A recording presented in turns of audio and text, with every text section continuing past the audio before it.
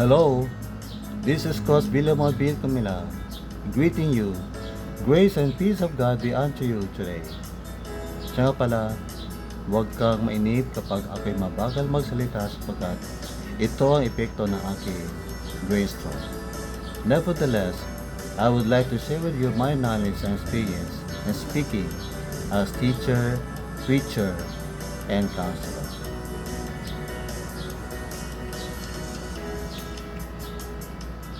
I'll be discussing the topic, modulation of voice and speaking.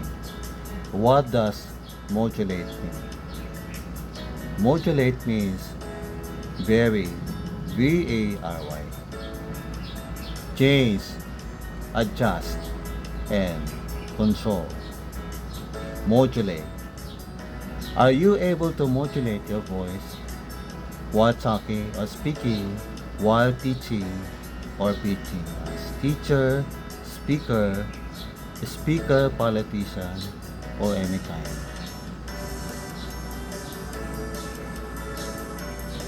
Diyan ka lang.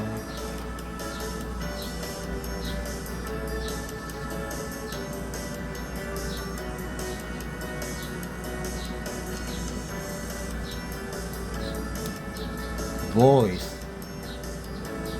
Voice. Voice. Voice.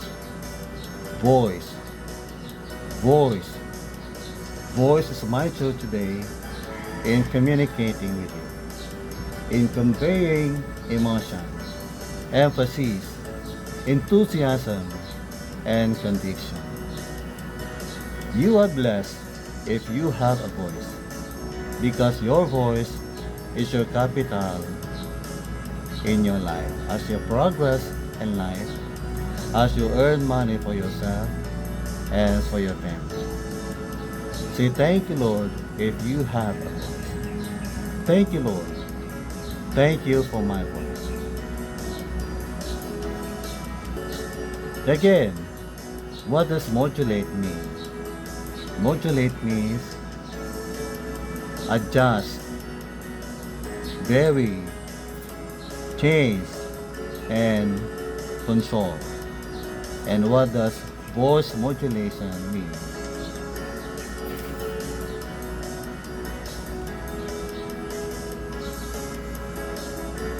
Voice modulation refers to the ability to adjust the pitch, tone, volume, pace, and pause of your voice. It is an ability that needs to be practiced, that you have to adjust, vary, change, and control your voice while teaching, preaching, and speaking. Hindi dapat flat ang boses natin. Hindi dapat isang pitch lang ang ating boses. Hindi dapat high lang, low. Hindi lang malakas. Hindi lang dapat mahina.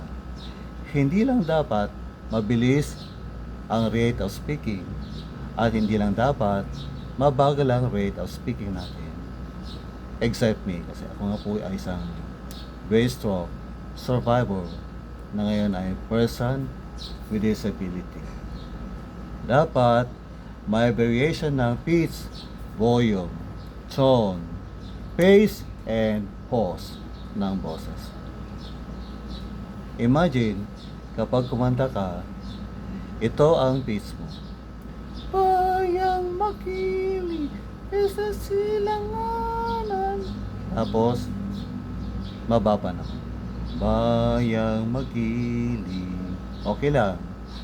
Pero kapag nagturo ka, nag-pitch ka, at nagsalita sa publiko, yung lahat mataas ang pitch mo.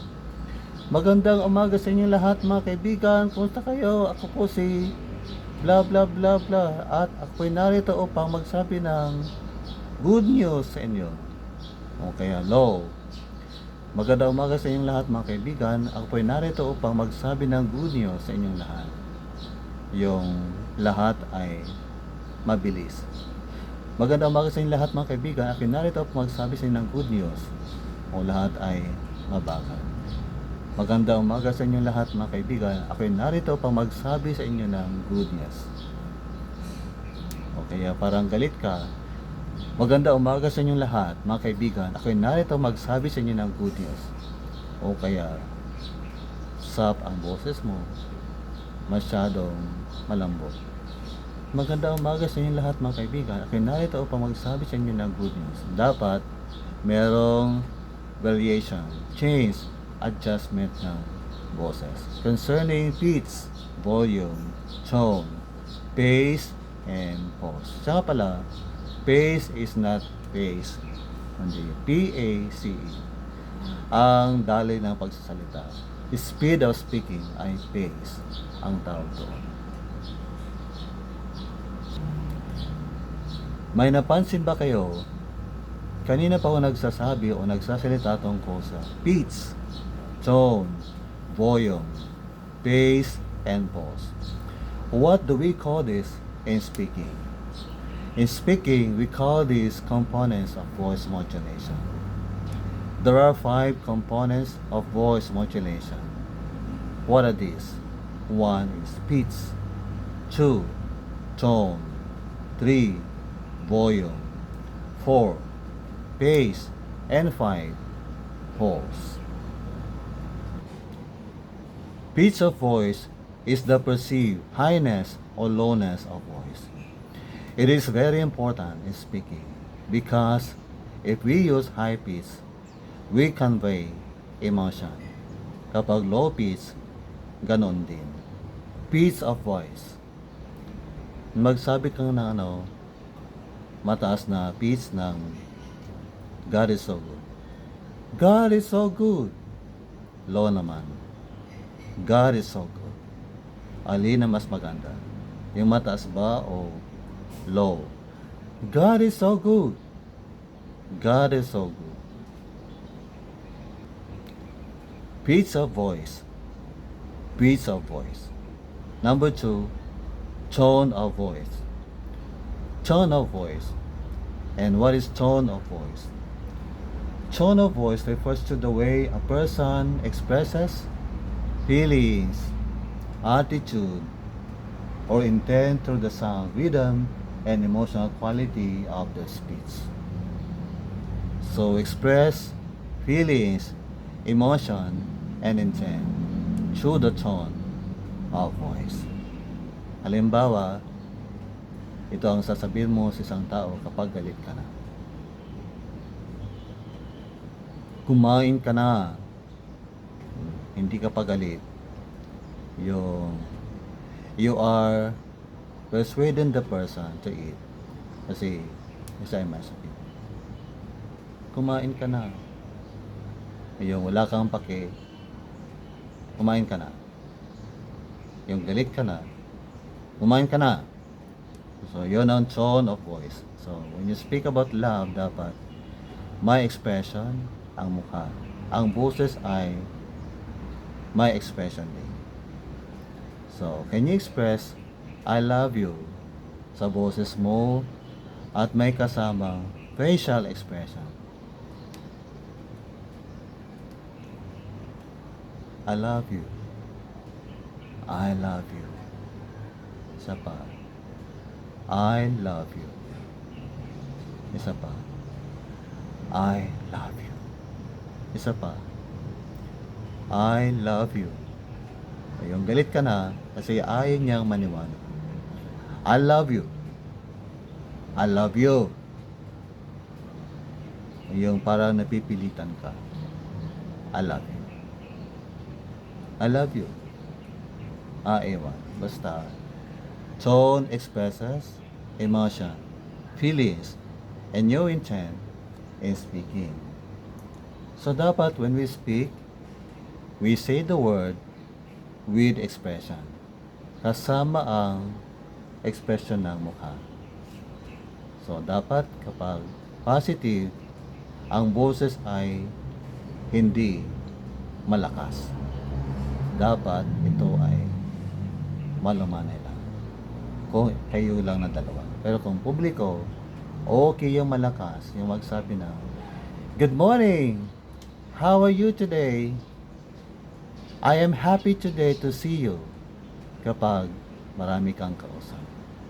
Teacher sa loob ng classroom. Dapat mataas ang pitch sa pagsisimula para may enthusiasm, may sigla sa pagsasalita.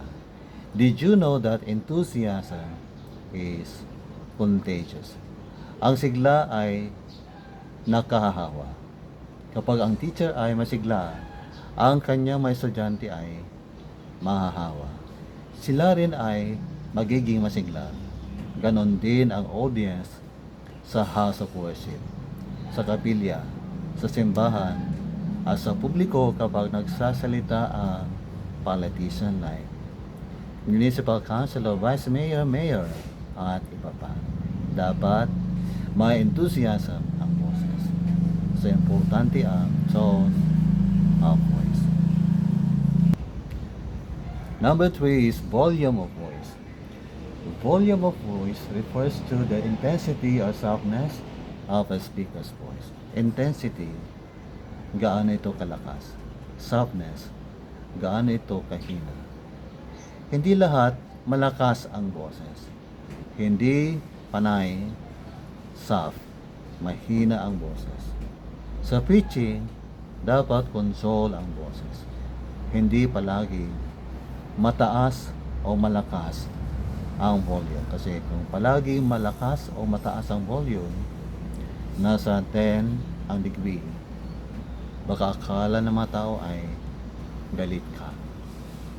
Pero kung soft, baka akala ng mga tao ay mahina ka, may sakit ka. There should be variation ng volume sa pagsasalita. Malakas, mahina. Mahina at biglang lalakas sa pagsasalita. Magandang umaga mga kaibigan. Tayo narito upang makinig ng mga salita ng Panginoon Diyos. At dapat tayo makinig ng maigi, ng mabuti upang tayo ay matuto. To learn. May impact ang boses kapag ito ay mahina. Biglang hihina ang boses ng speaker. At may impact ang message kapag biglang lalakas ang boses ng speaker. Di ba? Number 4 is pace of voice. Ano itong pace of voice? Ito ba yung pace? Hindi Pace is mukha. Pace is speed. Bilis at bagal ng pagsasalita. Sa pagsasalita, hindi lahat fast. Dapat meron din slow. Kasi kung fast palagi, makukonfuse ang mga listeners.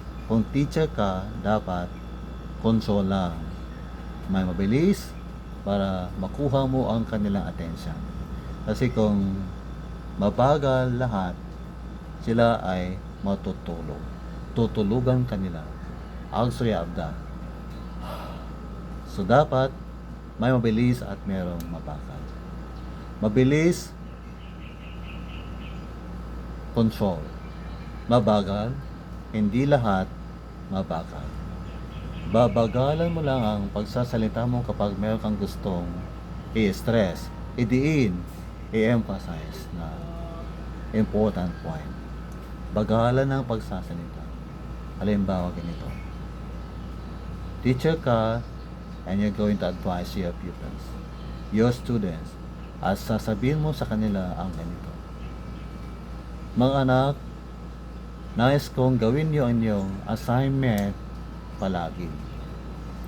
Inuulit ko, mga anak, nais kong gawin ninyo ang inyong assignment everyday. Kapag mabilis, mga anak, nais kong gawin ninyo ang inyong assignment everyday. Mas may impact ang mabagal. Mga anak, nais kong gawin ninyo ang inyong assignment everyday. The pace of voice influences clarity, kalinawan ng mensahe, o ng ideya, konsepto na sinasabi ng speaker. So, clarity. Also, pace influences engagement. Yung participation ng mga estudyante mo, ng mga nakikinig sa iyong sinasabi. Also, emotional impact ay influenced by pace, speed ng speaking. So, dapat kapag if you are an MC, as you start speaking, mataas ang boses at mabilis ang pagsasalita. Good morning, ladies and gentlemen. How are you today? Are you happy? Maganda. May enthusiasm at makukuha mo ang kanilang attention. At kay classroom teacher, maganda rin yun. Good morning, class. How are you today? I'm so happy today to see you. Pero kapag mabagal, good morning, class. How are you today? I am so happy to see you. Walang sigla. Walang hook ang iyong boses. Dapat may hook ang iyong boses. Dapat may sigla ang iyong pagsasalita. Base of voice. Next is pause of voice. Ang pause of voice ay paghinto ng boses. Bakit kailangang huminto ang boses? What's the purpose? Ano ang layunin ng speaker sa kanyang paghinto, sa kanyang pagsasalita?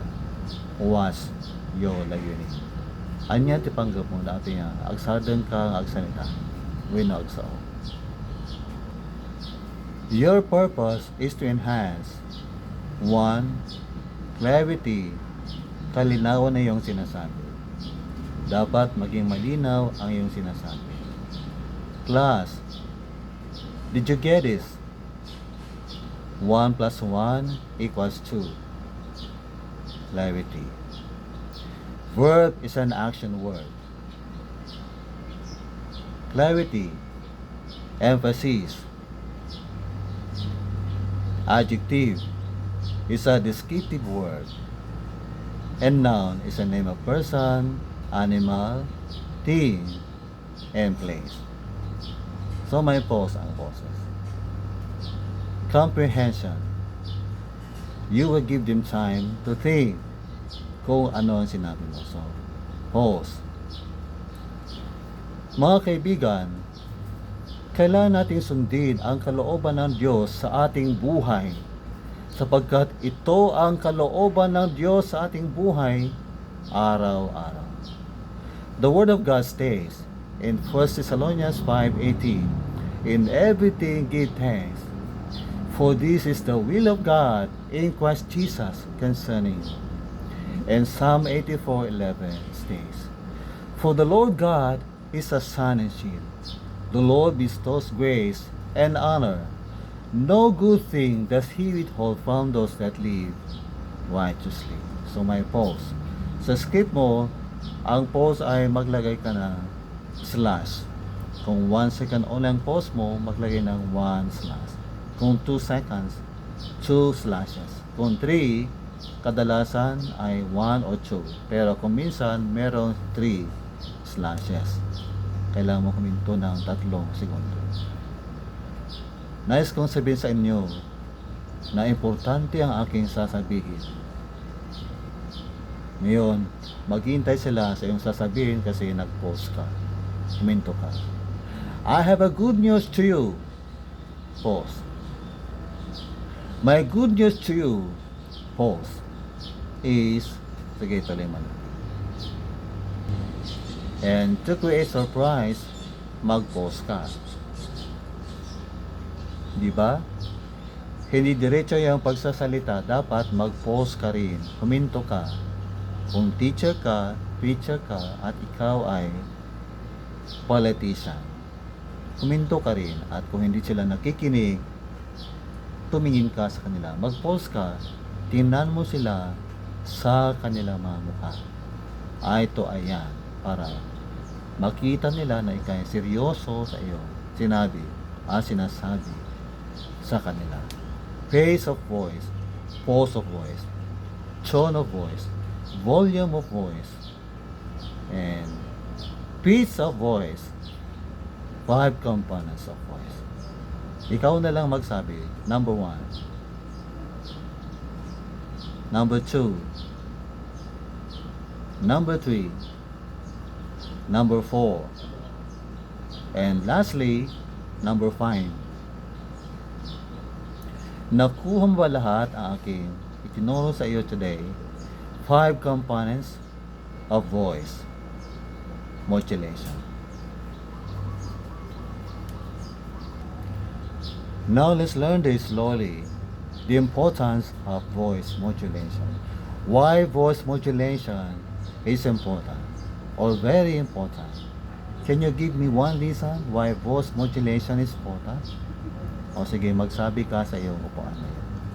Why voice modulation is important? One is to convey emotions. Kapag mabagal, may emosyon yun. Kapag mabilis, may emosyon yun. Yung mabilis ay it conveys excitement.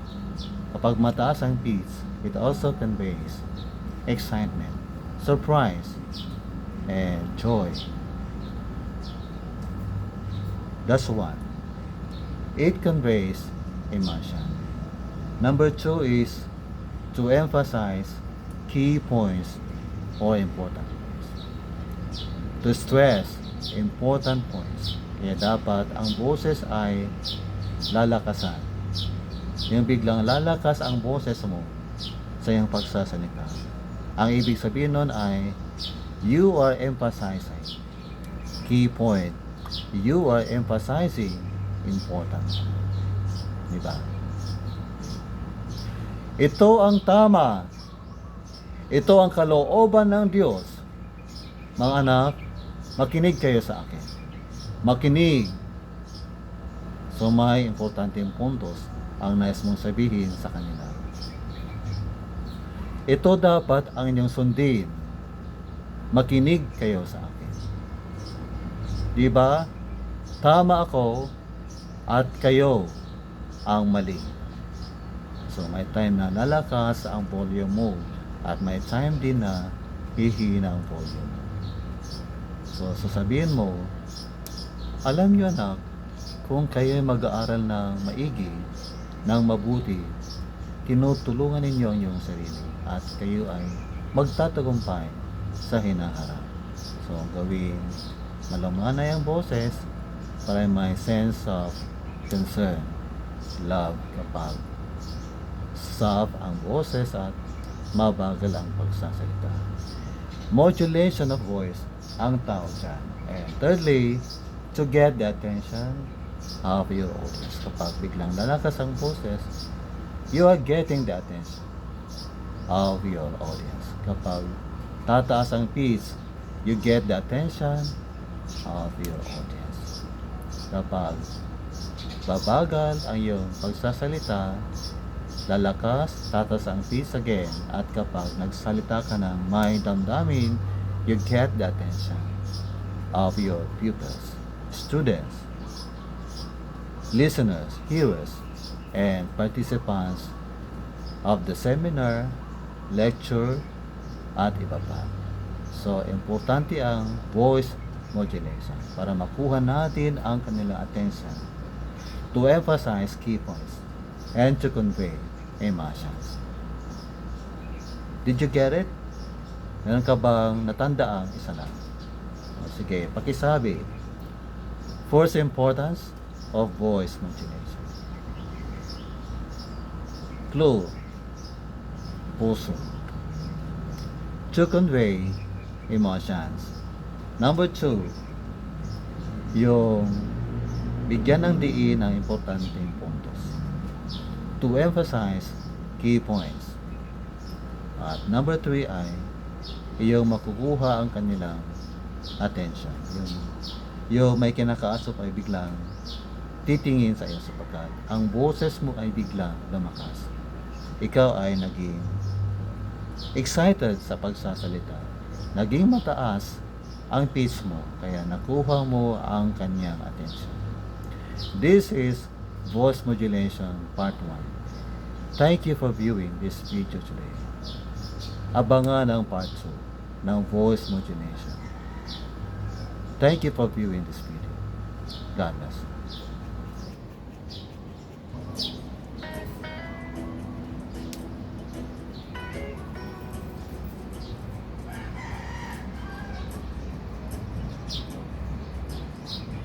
Abangan ang part 2.